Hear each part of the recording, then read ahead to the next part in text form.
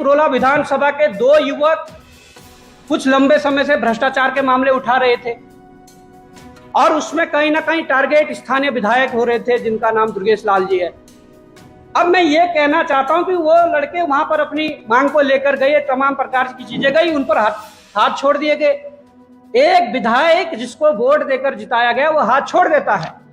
वो लड़के वहां पर से ही 100 नंबर पर कॉल करते हैं और पुलिस को सूचित कर देते हैं, पर जब तक पुलिस पहुंचती है तब तक वो खुद नेहरू कॉलोनी थाने में पहुंच जाते हैं कि हमारे साथ हाथापाई हुई है, मारपीट हुई है और हमारा जो ये FIR आप दर्ज कर दो। दुर्भाग्य देखिए उत्तराखंड पुलिस का कि वो पीड़ित लोग तो उस समय से ही वहां पर पहुंच जाते हैं। उस दिन मैं भी रात को गया 11 बजे उनके, जब मैंने सुना तब तक उनका मुकदमा नहीं लिखा गया। दूसरे दिन जब मैं दिन में गया तब उनको एक रिसीविंग दी गई, पर मुकदमा आज तक नहीं लिखा गया।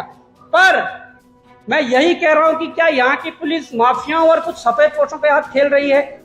दूसरे दिन विधायक का जो निजी सचिव है, जो उनका जो PRO है, वो वहां पर जाता है और उनके खिलाफ तहरीर देता है और मुकदमा लिख दिया जाता है।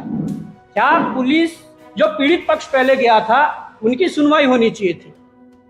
बावजूद उन्होंने जिन्होंने पीटा उनके ही ऊपर, लड़कों के ऊपर मुकदमा कर दिया। ये किस दिशा में जा रहा है?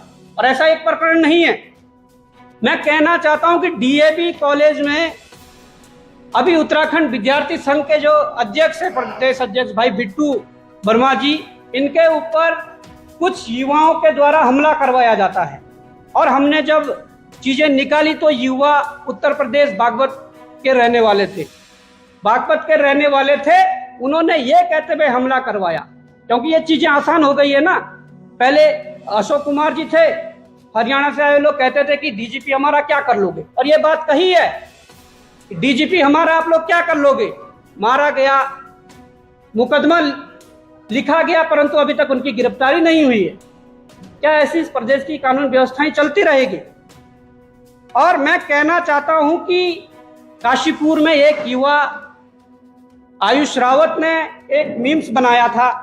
देखो, मीम्स की दुनिया में आज तमाम प्रकार के मीम्स बन जाते हैं। हमारे बन सकते हैं, किसी दूसरे के बन सकते हैं, तीसरे के बन सकते हैं, परंतु जिस प्रकार से उस एक के खिलाफ पुलिस ने षड्यंत्र करके पहने हुए जो उनके घर गए उसको उठाया और रात को उनको पीटा, मारा और उनको मुकदमा लिखा गया, जिसमें लिखा गया कि उत्तराखंड के माननीय मुख्यमंत्री पुष्कर सिंह धामी की फर्जी ID बनाकर प्रदेश सरकार के मुखिया की सरकार की छवि धूमिल की है।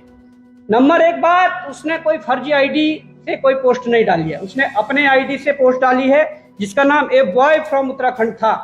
उसने पोस्ट डाली है पर फर्जी ID बनाकर नहीं। और पुलिस क्या लिख रही है कि फर्जी ID बनाकर, बिना उसके आप कर दे रहे हो। दूसरी बात लिख रहा है कि सरकार के मुखिया को फर्जी वीडियो के माध्यम से कामचोर कहा गया है, ये पुलिस कह रही है। और मैं कहूं धामी जी, अप्रत्यक्ष रूप से अगर मैं कहूं तो कामचोर हो। कामचोर इसलिए हो कि आपने 1 साल पहले गैरसैंण सत्र में युवाओं के मुकदमे वापस लेने की बात कही थी, भरी सभा में बाबा केदार की सौगंध खाई थी। आज वो युवा, कई लोगों का चयन PCS में हो चुका है, कई, क्योंकि वो पढ़ने वाले युवा है, कई लोगों का पुलिस में हो चुका है, कई का पटवारी में हो चुका, पर उनके मुकदमे वापस नहीं हुए। कामचोर तो हो, इसमें कोई दो राय नहीं है। और अब अगर आप कामचोर नहीं बनना चाहते तो क्यों अपनी कुछ कार्रवाई पर क्यों अमल नहीं करते हैं? अब मैं कहना चाहूंगा कि जिस प्रकार से विकेश नेगी, जिन्होंने